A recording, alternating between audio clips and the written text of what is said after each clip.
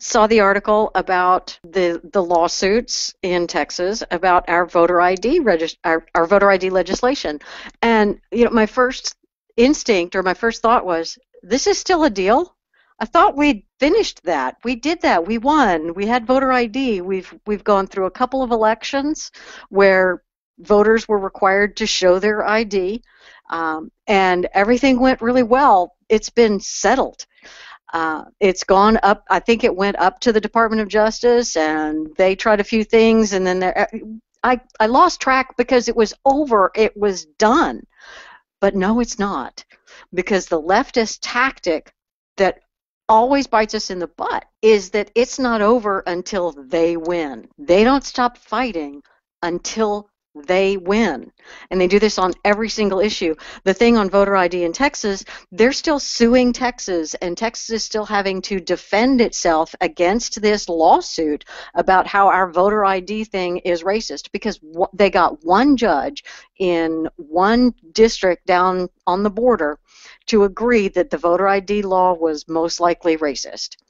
And the Department of Justice has done a complete rectal exam on all of the paperwork in the entire state, looking for evidence of racist intent. They've hired people and gone through and interviewed people in homeless shelters all throughout the state, looking desperately, trying to find someone who was unable to vote because they didn't have an ID, because they are so desperate to overturn this law.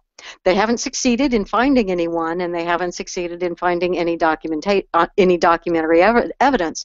But Texas is still having to go through the expense of defending itself, and we still have to remain on guard, even though we won this issue. We won, but it's not over for them until they win. And so what's really maddening is that we have to pay attention to an issue so closely and fight hard and fight hard and fight hard, and then, yay, we've won, celebrate, move on to the next thing. Well, while we are moving on to the next thing, they're hiring their lawyers and their lobbyists to get it overturned. And then because we're not paying attention, our legislators or our legal minds, they're exhausted as well, and we're no longer paying attention, so they're just going to quietly give in, because that's the easiest thing for them to do. And that's how sometimes we lose battles that we won before. And we don't even notice it until all of a sudden we wake up one day and, why aren't you asking me for my ID when I vote? I thought we did that. Oh, no, that got overturned. What? That's something that we just, for whatever reason, we say that we know, we say that we understand, but we just don't get the attritive nature of liberal politics and policy and their strategy and tactics. They are naturally attritive.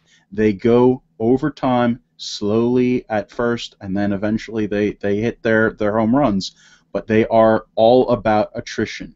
They're all about doing things constantly to progress their agenda.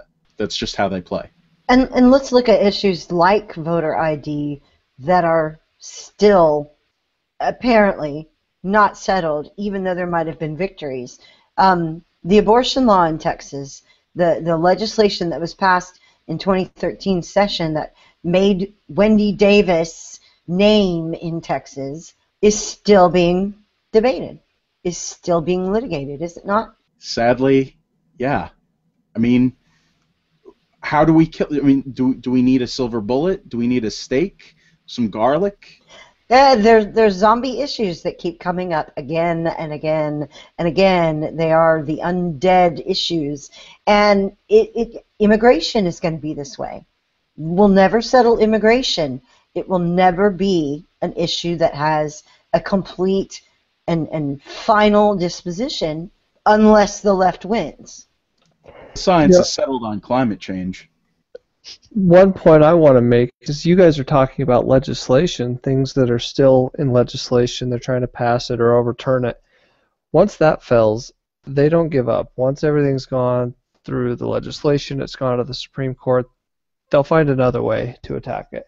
They'll try to do it with small rules that they make, or regulations that they pass, or using the media in Hollywood to go about making it seem bad and changing people's opinion on it. Like we've talked so much pop culture is upstream from politics. They'll go to pop culture to make it seem like a bad idea to get people on their side. They will change the language so that instead of talking about abortion or killing a fetus, it's now pro-choice. They'll do anything they can, and they will not ever stop until they get their way. It'll go from eugenics to Planned Parenthood, go from creating the master race to we just want to help plan your family and be responsible. That's what they do, is they change the language and change the tactics until eventually it gets done.